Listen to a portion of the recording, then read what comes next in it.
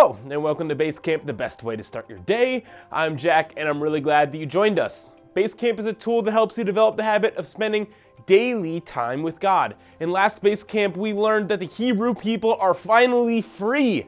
What a day for God's people, right? The hero, God, has come through and saved the day. And this day should be remembered. And it has been. It's been celebrated for years and years to come with the annual feast called Passover. And there are a lot of ways that the Hebrew people worshiped God for what he did, and we're going to dive into that today. We gather at church on Sundays, right? We sing songs, we learn about God, we give money, we spend time together.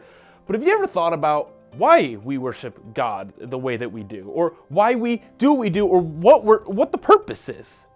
So we're going to dive into a little bit of that today, but specifically looking at the Hebrew people in the Old Testament. So go ahead and open up to Exodus chapter 12, where we'll be finishing up the chapter today, and read a good bit of chapter 13 as well. A lot to cover. Let's start in chapter 12, verse 43, and read up until the end of the chapter.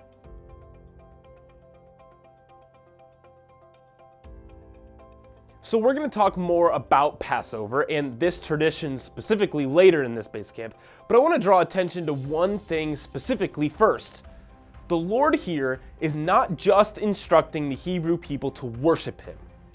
The passage says here that all the people are able to follow the Lord's commands and worship him. Everyone is invited to be a part of this Passover feast, to remember what God has done. But how? How are the people supposed to worship Yahweh? How are they supposed to remember what he did for them? Well, let's keep reading. Let's read just the 2 verses of chapter 12 to get some instruction.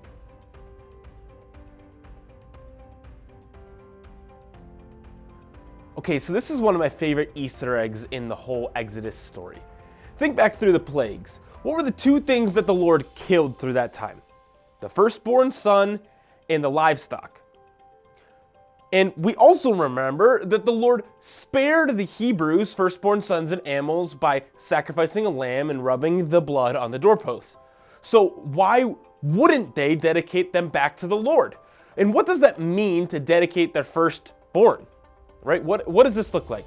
And quite literally, for the rest of the Old Testament, the firstborn son of each family did not belong to them. In Numbers 18, which is a later book of the Bible full of rules and more stories about God's people, the Hebrew people are literally instructed to pay the temple for their child back. The child literally belonged to them.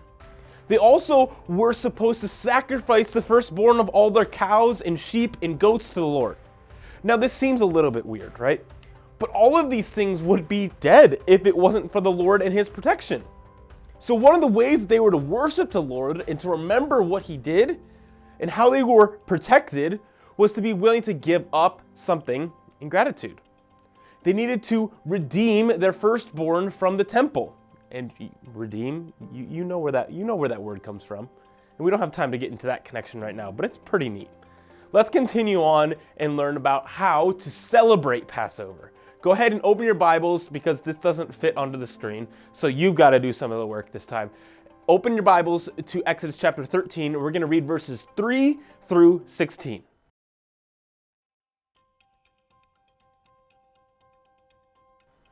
This tradition of Passover is still celebrated to this day. The Jewish people still take the whole week to remember the way that the Lord delivered his people.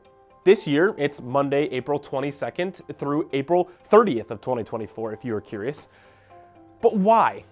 Why are there all these rules? Why is this all this stuff that we have to do? Why are people supposed to follow these rules? And why is it so specific? Well, it answers us at the end of that passage. It says, "It is a reminder that the power of the Lord's mighty hand brought us out of Egypt." To be reminded of what the Lord has done. But what does this have to do with us today? We don't have to buy back our firstborn son from CVC. We don't have to sacrifice our cows, and Christians don't even celebrate Passover anymore. One big thing to take away from this is what the Lord requires of his followers. And that is simply that we remember what he has done for us. We all have a story. Things in our life that have happened. Things in our family that have happened. Ways that the Lord has provided for us through it all. But oftentimes we are quick to forget that. We worry. We are anxious.